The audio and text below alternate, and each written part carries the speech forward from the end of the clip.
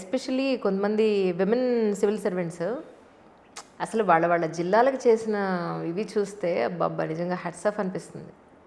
చాలామంది ఉన్నారు, ఒకళ్ళిద్దరు కాదు. ఏ ఒక్కళ్ళ పేరు చెప్పినా బాధపడతాను, నేను బాధ పెట్టిందని అవుతాను వాళ్ళని. అందుకని వాడు చాలామంది ఉన్నారు సీరియస్లీ. నేను మీలాగనే ఇబ్బంది పెట్టండి ఈ విషయంలో. లోపల ఇబ్బంది పెట్టాలని అనిపించినా కూడా కొన్నిసార్లు మీరు ఇబ్బంది పెట్టారు మనుషుల్ని. సో అదే రకంగా ఇబ్బంది పెట్టాను. జీవితంలో చాలాసార్లు డబ్బు లేని క్షణాలు కూడా చూశారు. ఏదైనా స్వయం కృషితోనే ఇక్కడి దాకా వచ్చారు. డబ్బులున్న క్షణం కూడా చూశారు. ఏ ఫేస్లో ఎక్కువగా ఇంకా అడుగు ముందుకు పడదేమో అని అనిపించిన క్షణం ఎప్పుడు? ఇంకా హోప్లెస్ సిచ్యువేషన్స్కి చేజారిపోయి ఇంకా జీవితం అయిపోయిందేమో అని అనిపించిన క్షణం ఎప్పుడు? ఉన్నాయండి, చాలా ఉన్నాయి. యాక్చువల్లీ అలా అనుకున్న సందర్భాలు చాలానే ఉన్నాయి. ఎందుకంటే అంత కంఫర్ట్ జోన్లో ఎప్పుడూ లేను కదా, సో అంత లగ్జరీలో ఎప్పుడూ లేను కాబట్టి అలాంటి సందర్భాలు ఫ్రీక్వెంట్గానే ప్రతి మనిషి జీవితంలో వస్తాయి, ఖచ్చితంగా వస్తాయి. నాకు ఉన్నాయి. జాబ్స్ మారినప్పుడు, ఇంటర్వ్యూలు చేసి ఇంకా ఎంతకాలం చేయాలరా బాబు ఇలాగా అనిపించినప్పుడు, పిల్లలు మాట విననప్పుడు, ఇంకెప్పుడు బాగుపడతారా బాబు వీళ్ళు అని అనిపించినప్పుడు, మోరోవర్ ఏంటంటే జనాలు అర్థం చేసుకోకుండా టక్కన పెట్టేస్తారు. ఒక చిన్న కమెంట్ టక్కన పెట్టేస్తారు. ఓరు నిమ్మ ఇంత కష్టపడి ఈ స్టేజ్కి వచ్చి ఇప్పుడు ఎవడి జీవితం వాడి సార్, ఎవడు బతకడానికి వాడే కష్టపడతాడు. దానికోసం మనం ఏమంటారు, పక్కాడి కోసం మనం కష్టపడం లేదు అని అంటే ఈ పేరు కోసమే కష్టపడుతున్నాం అని చెప్పడం లేదు. ఫస్ట్ మనం బతకడానికే చేస్తాం, ఏ పని చేసినా బతకడానికే చేస్తాం. చాలా సింపుల్ కమెంట్ పెట్టేస్తారు. ఈవిడ సివిల్ సర్వెంట్స్ని ఇంటర్వ్యూ చేస్తుంది కాబట్టి ఈవిడే ఒక సివిల్ సర్వెంట్లా ఫీల్ అవుతుందని ఒకడు అంటాడు. ఎక్కడరా నాయన, నేను ఎక్కడ ఫీల్ అవుతున్నాను? ఏం ఫీల్ అవ్వట్లేదు. వాళ్ళు ఇష్టం వచ్చినట్టు కమెంట్ పెడుతుంటే బాధ వేస్తున్నా కదే. తెలియకుండా ఎలా పెట్టేస్తారు ఒక కమెంట్ అసలు నిజంగాను. అలాగా చాలా ఉన్నాయి సార్. మీ వ్యక్తిగత జీవితంలో ఇంకా అడుగు తీసి అడుగు వేయలేనేమో అనిపించిన సంఘటన చెప్పండి. ఎలాంటి సపోర్ట్ లేనప్పుడు నా ఒక్క ఇన్కమ్తోనే ఇంటిల్లిపాదిని చూసుకోవాల్సిన సందర్భం వచ్చినప్పుడు ఎప్పటికయ్యానికిది ఒక్క మనిషిని ఎంత లాక్కు రాగలుగుతాను అని అనిపించేసింది. అకౌంట్లో ఎప్పుడైనా జీరో బ్యాలెన్స్ చూసారా? చాలాసార్లు చూసా, చాలాసార్లు గోల్డ్ పెట్టా. ఆ బ్యాంక్ అని అనేవాడు, మీరు ఇంకా ఓడీ ఓపెన్ చేసేసుకోండి అకౌంట్, ఓడీలో పెట్టండి మీ గోల్డ్ మొత్తం, ఒక మెసేజ్ పెడితే మీరు అందులోంచి డ్రా చేసుకోవచ్చు, మళ్ళీ మీరు అందులోనే వేసేస్తే మీరు చెప్తే మేము ఇందులో ఇచ్చేసుకుంటామని అనేవాడు. తిండి లేని క్షణం చూసిన రోజు ఎప్పుడు? స్టేడియంలో ఇచ్చే పాలు, స్టేడియంలో ఇచ్చే గుడ్డు, స్టేడియంలో ఇచ్చే బ్రెడ్ ప్లస్ జామ్. చద్దన్నం కూడా పోతే నీళ్ళ సినిమాలో చూపిస్తారే, నాకు తెలీదు యాక్చువల్లీ. నేను ఫస్ట్ టైం చూసినప్పుడే నాకు తెలిసింది, హైదరాబాద్ వచ్చిన కొత్తల్లోనే. చద్దన్నం పోతే నీళ్ళు వచ్చేస్తే మా అమ్మ నీళ్ళలో వాటిని కలిపి గట్టిగా పిండి ఆవకాయ కలిపి పెట్టేది. అంటే అప్పుడు కూడా ఇలాంటి అన్నం తింటున్నాం ఏంటని అనిపించలా. ఎంత హడావిడిగా ఉండదంటే జీవితం. అమ్మో టకటకు తినేసి 100 బస్సు వెళ్ళిపోతుంది. పొద్దున్నే 7ంటికి చద్దన్నం ఆవకాయ వేసుకుని తిని పరిగెట్టుకుంటూ 100 బస్సు ఎక్కి ఎల్బీ స్టేడియంలో ప్రాక్టీస్ చేసుకొని, ఆ తర్వాత జాబ్ చేసుకొని, ఆ తర్వాత ఆఫ్టర్నూన్ కాలేజ్కి వెళ్ళి, ఆ తర్వాత మళ్ళీ సాయంత్రం ఎల్బీ స్టేడియంకి వెళ్ళి ప్రాక్టీస్ చేసుకొని, అప్పుడు ఇంటికి వెళ్ళేవాడికి రాత్రి 9:30. ఇక అసలు నేను బాధపడడానికి సందర్భం లేదు, కానీ పరిగెట్టడమే 24/7 పరిగెట్టడం. ఆ పరుగు ఇంతవరకు ఆగల. బై ప్రొఫెషన్ మీరు అనుకుంది అథ్లెటిక్స్లో టాప్ చేయాలి అని. అవును. జర్నలిజం అనేది అవును, అదే పొట్ట చేతిలో పట్టుకున్నప్పుడు ఇంకేదో కష్టకాలం బయటపడేయాలి కాబట్టి అనుకోకుండా వచ్చింది.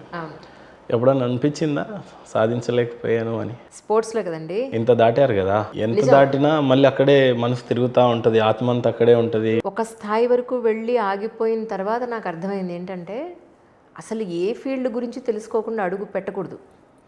స్పోర్ట్స్కి కావాల్సింది proper food, proper practice, proper rest, support system.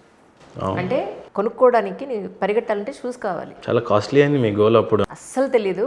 గుడ్డిగా తిండి లేకుండా, షూస్ లేకుండా, స్పైక్స్ లేకుండా, ఉన్న ఒక్క ట్రాక్ సూట్ తోటి, ఉన్న ఒక్క షార్ట్ టీషర్ట్ తోటే నేషనల్స్ వరకు ఆడేశాను. అక్కడి నుంచి నేను నెక్స్ట్ లెవెల్కి వెళ్ళాలంటే నాకు అర్థమైంది ఏంటంటే ఇది సరిపోదు, ఖచ్చితంగా సరిపోదు. నేను ఎగ్ తినాల్సిందే, బీఫ్ తినాల్సిందే. శ్రీహరి గారు అని, ఇప్పుడు ఆయన లేరనుకుంటా, రైల్వేస్ కోచ్ ఆయన. యాక్చువల్లీ నేను ఒక ఎపిసోడ్ చేద్దాం అనుకున్నా. ఇక్కడ ధనలక్ష్మి గారు, లావణ్యారెడ్డి గారు, జయ, ఇంకా చాలామంది, లుధియానా, ఇలా చాలామంది నాకు సీనియర్ మోస్ట్లు ఉన్నారు నాకు అథ్లీట్స్. ఆయన దగ్గర ట్రైనప్ అయిన వాళ్ళు అందరూ అనేవాళ్ళు, నువ్వు ఇంత చక్కగా ఉంటావు, నిన్ను చూస్తే విలేజ్ నుంచి వచ్చిన అమ్మాయిలాగా మాకు చాలా క్లియర్గా అర్థమైపోతుంది ఎవరికైనా. నీకు ఎందుకమ్మా ఈ స్పోర్ట్స్, హ్యాపీగా పెళ్లి చేసుకుని హౌస్ వైఫ్గా ఉండిపోవచ్చు కదా అనేవాడు. మా కోచ్ అన్నాడు, ఒక్కసారి స్పోర్ట్స్ నువ్వు ఎంచుకున్నాక ఆడపిల్ల అనే విషయం నువ్వు మర్చిపోవాలి అంజలి. ఆడపిల్లవని నువ్వు ఫీల్ అయితే నువ్వు రాకు గ్రౌండ్కి అనేవాడు. సో ఆయన మాట నేను ఇప్పటికీ మర్చిపోలేను నిజంగా. సో ఈ చీర కట్టుకున్నప్పుడు ఉండే బాడీ లాంగ్వేజ్ వేరు, ఒక్కసారి జిమ్ డ్రెస్ వేసుకుంటే ఉండే ఆ ఫీలే వేరుగా ఉంటుంది. అది వేసుకుంటే అసలు ఇంకొక మనిషిని చూస్తాను. అలాగే మీరు చెప్పినట్టు నిజంగానే మిస్ అయ్యాను, నో డౌట్ అందులో. కాకపోతే అదే స్పోర్ట్స్ నాకు తిండి పెట్టింది. నేను అక్కడ సాటిస్ఫై అయ్యా. స్పోర్ట్స్లో నేను ఏమీ సాధించకపోయినా, ఉద్యోగం సాధించకపోయినా, ఒక ఇంటర్నేషనల్ స్థాయికి నేను వెళ్ళకపోయినా, నేషనల్ లెవెల్లోనే ఆగిపోయినా, అది నాకు తిండి పెట్టింది చాలా ఏళ్ళు. ఫుడ్ అది పెట్టడంతో పాటు, అక్కడ ఉండడంతో పాటు, నేను డిగ్రీ కాలేజ్లో చదవాలన్నా స్పోర్ట్స్ కోటాలోనే నాకు డిగ్రీ కాలేజ్లో సీట్ వచ్చింది. ఇంటర్మీడియట్లో అయినా నాకు స్పోర్ట్స్ కోటాలోనే వచ్చింది. ఆ తర్వాత డాక్టర్ నగేష్ గారని నేను ప్రీవియస్ ఇంటర్వ్యూలో కూడా చెప్పాను, ఆయనతో కూడా నేను ఇంటర్వ్యూ చేసినప్పుడు కూడా చెప్పాను. సైకియాట్రిస్ట్ ఆయన. వాళ్ళ ఫ్యామిలీ మొత్తానికి నేనే ఎల్బీ స్టేడియం నుంచి ట్యాంక్ బండ్ మీదుగా, ట్యాంక్ బండ్ ఎండింగ్లో ఉంటుంది వాళ్ళ ఇల్లు, అక్కడ వరకు జాగింగ్ చేసుకుంటూ వెళ్ళి వాళ్ళ ఇంట్లో కాఫీ తాగి వాళ్ళ నలుగురికి మార్నింగ్ వెళ్ళి ఎక్సర్సైజ్ నేర్పించేదాన్ని. నగేష్ గారు వాళ్ళ మిస్సెస్, ఇద్దరు ఆడపిల్లలు ఆయనకి. సైకియాట్రిస్ట్ తర్వాత పాపం హార్ట్ అటాక్ వచ్చి కాలం చేశారు. అలా నేను ఆల్మోస్ట్ ఒక 5 ఫ్యామిలీస్కి చెప్పానండి. ఆనంద్ థియేటర్ బ్యాక్ సైడ్న మీకు చాలా స్టేబుల్గా ఉన్న ఫ్యామిలీస్ ఉంటాయి. మన సికింద్రాబాద్కి వెళ్తుంటే ఆనంద్ థియేటర్ ఉందా, దాని బ్యాక్ సైడ్ సింధీ కాలనీ అంటారు. సింధీ కాలనీలో 4 ఫ్యామిలీస్కి నేను ఇంటికి వెళ్ళి క్లాసెస్ చెప్పాను. ప్రెగ్నెంట్తో ఉండి, పాపను ప్రెగ్నెంట్తో ఉండి బస్సులో వెళ్ళి కొద్ది రోజులు. అలా నాకు స్పోర్ట్స్ని బేస్ చేసుకునే, ఇప్పుడు ఒక మనిషిని ఇలా చూస్తే ఎక్కడ ఎక్కువ ఫ్యాట్ ఉంది, ఏం చేస్తే అది పోతుంది. కొంతమంది ఇంట్లో ఎక్విప్మెంట్స్ ఉంటాయి, కొంతమందిలో జిమ్లు అవి ఉండవు. ఎక్విప్మెంట్స్తో చేస్తే ఎలా చేస్తే తగ్గుతారు, ఎక్విప్మెంట్ లేకుండా ఎలా చేస్తే తగ్గుతారు. అన్ని ఫ్లోర్ ఎక్సర్సైజెస్, ఇంట్లో ఉన్న వస్తువులతోనే మనం ఎక్సర్సైజ్ చేస్తాం. అలా నేను చెప్పాను. అది ఎలా చేశాను, దీనివల్లే, స్పోర్ట్స్ వల్ల చేయగలిగా.